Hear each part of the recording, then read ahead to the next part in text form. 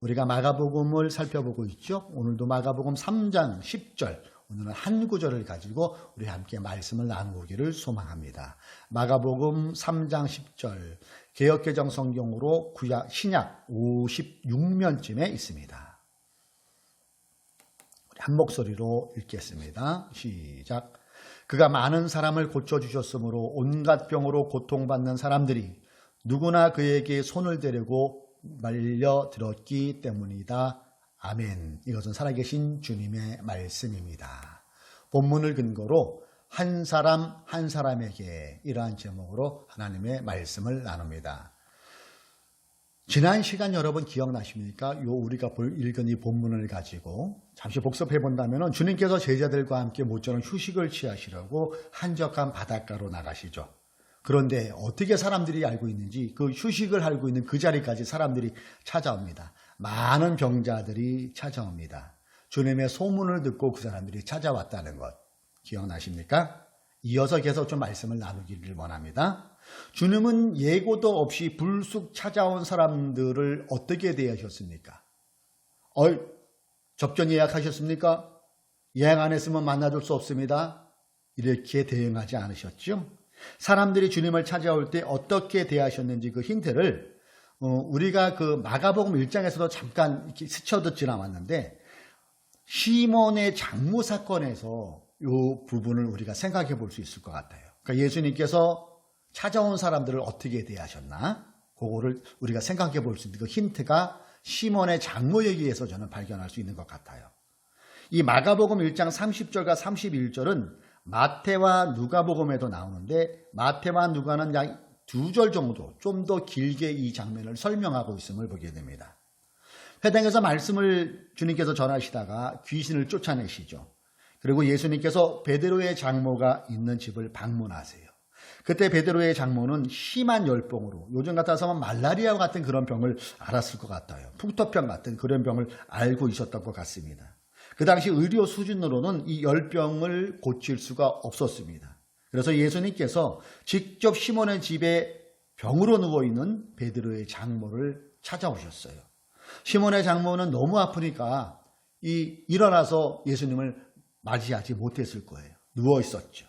이때 베드로를 비롯한 많은 사람들이 이 여인의 질병을 고쳐달라고 예수님께 요청을 해요.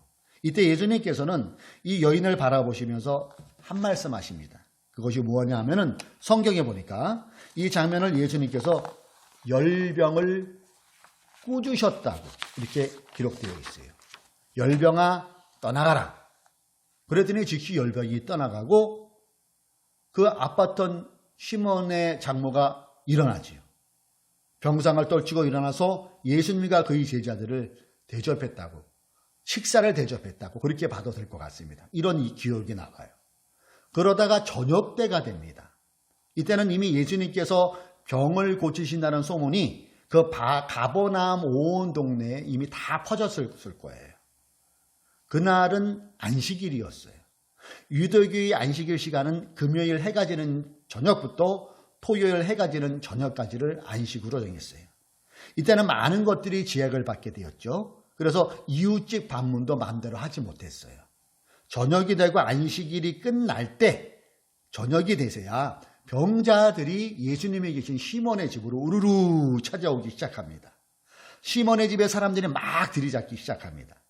그들은 혼자서 온 게 아니라 일가 친척들 중에 질병으로 힘들어하는 사람들을 막 데려온 거예요.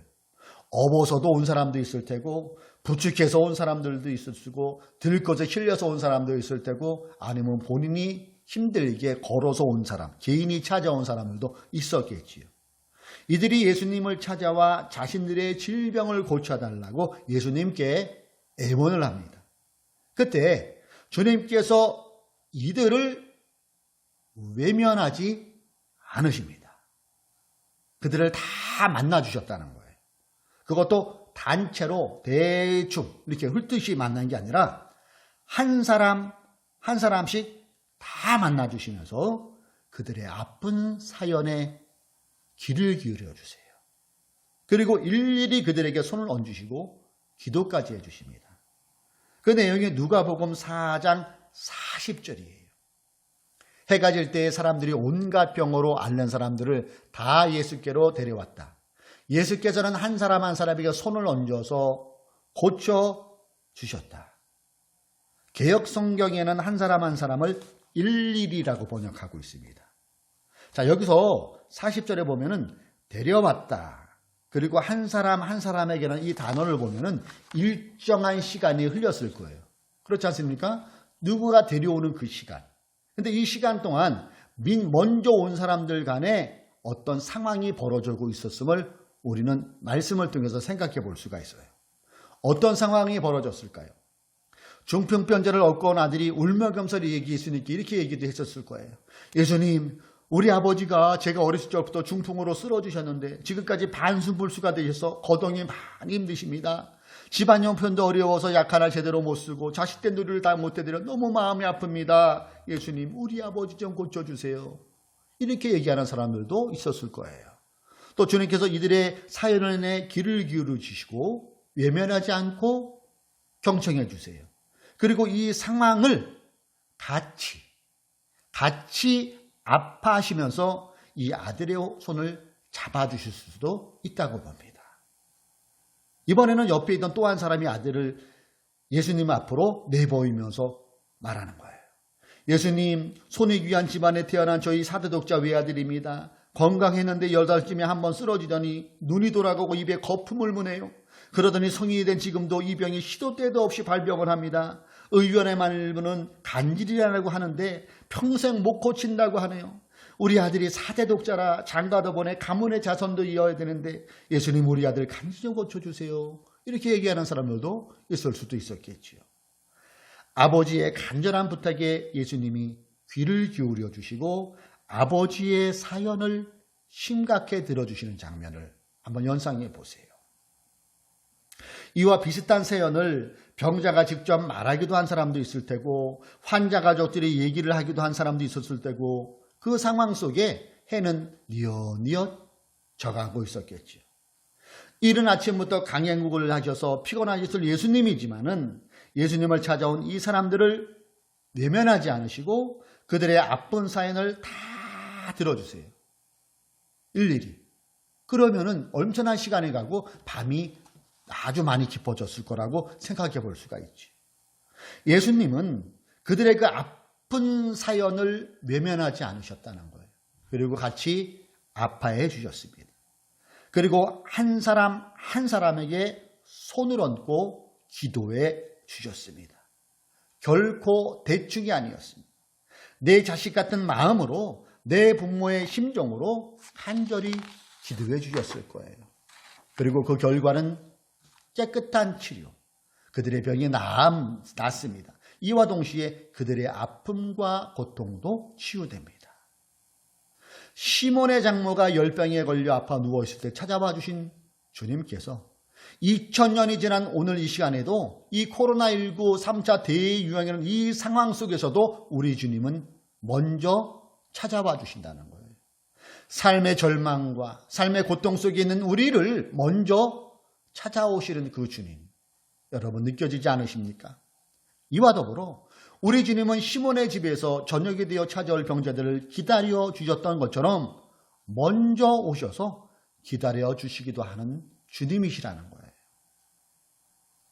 수가성 우물가에서 사는 게 힘들어하는 여인을 기다리셨던 그 주님의 모습처럼 우리 주님은 지금도 삶에 지친 그 사람을 먼저 기다리고 계심을 믿으시기를 축복합니다.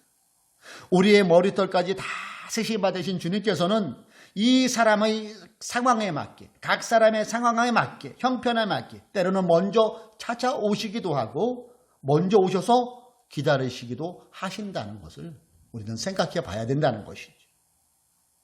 주님께서 우리를 먼저 찾아오시던, 먼저 와서 기다리시던 공통된 것이 있어요. 그것은 우리의 사정을, 여러분의 사정을, 나의 사정을 들어주시고 나의 사정을 통하여 아파해 주시고 공감해 주신다는 것입니다.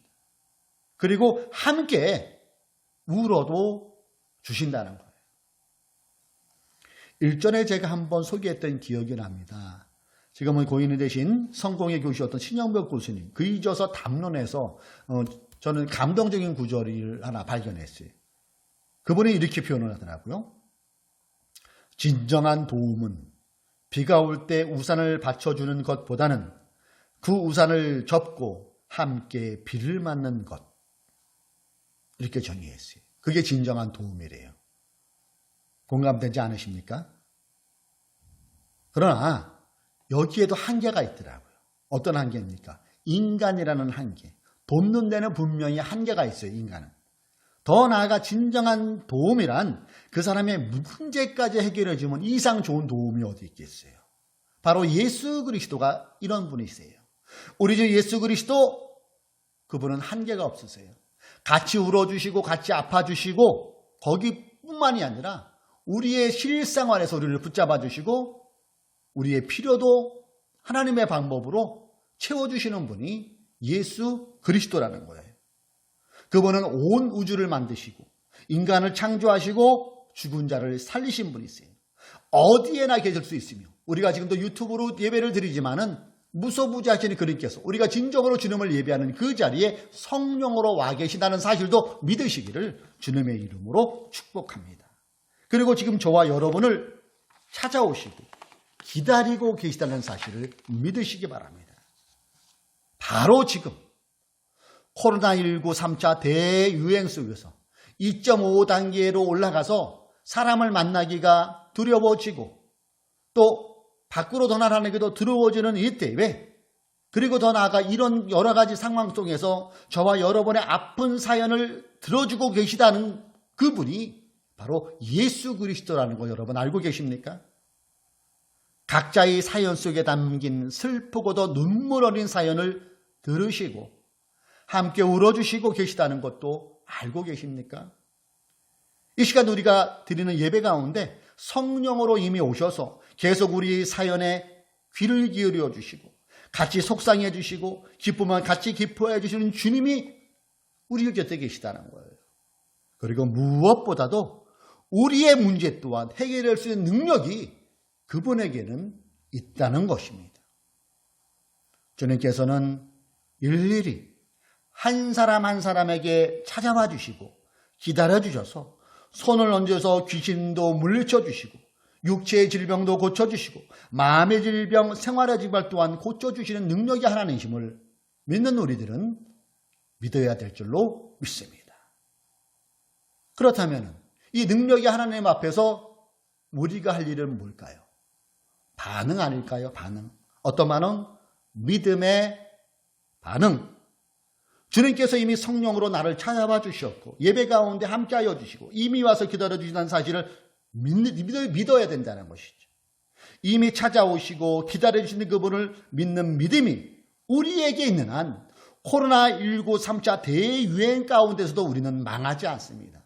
절망했다가도 다시 일어날 수 있는 힘이 여기에 있습니다. 그분의 신실하심, 그분의 위대하심이 우리를 이미 찾아오셨고 우리를 붙잡아 주시기 때문인 것입니다.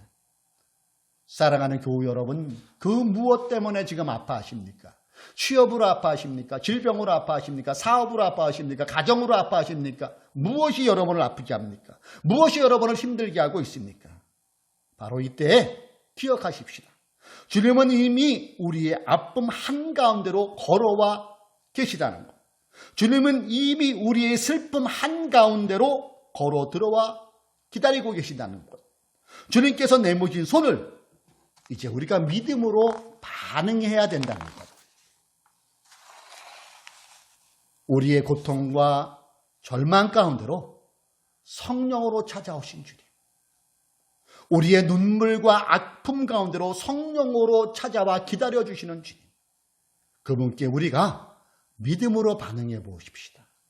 믿음으로 반응하는 그 사람에게는 삶의 고통과 힘겨움이 변하여 주님이 부어주시는 위로, 주님이 부어주시는 소망을 넘치게 체험할 수 있을 것입니다. 코로나19로 다들 힘듭니다. 교회도 힘들고 자영업하는 분도 힘들고 이 코로나가 길어지니까 피로감을 느낍니다. 바로 이때에 소망의 주님을 바라봅시다. 이미 문제 가운데, 이미 아픔 가운데 찾아와 기다리시는 그 하나님을 신뢰합시다. 그리고 그 손을 붙잡고 성령님과 함께 한 주가 더 힘차게 살아가는 저와 여러분 되시기를 주님의 이름으로 축복합니다. 우리 주님은 이 시간도 한 사람 한 사람에게 다가오시고 그 사람의 말을 듣고 같이 아파하고 함께 숨을 쉬고 계십니다. 그 하나님과 함께 한 주간도 승리하시는 저와 여러분 되시기를 주님의 이름으로 축복합니다. 기도하겠습니다.